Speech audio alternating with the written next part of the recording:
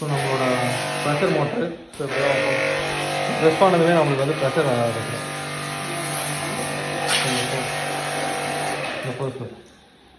இப்போ பேனில் கட்டிட்டு நம்ம வந்து சர்வீஸ் பண்ண போகிறோம்.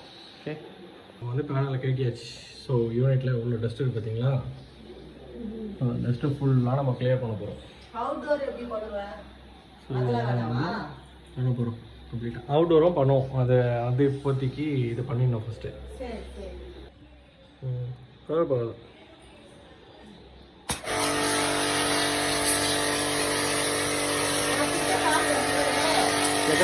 ஒரே இருக்கும்.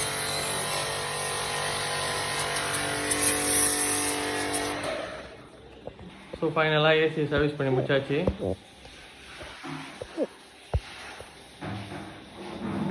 எல்லாமே க்ளீனாக ஆகிடுச்சு. நல்லா கூலிங்காக வர ஆரம்பிச்சிது.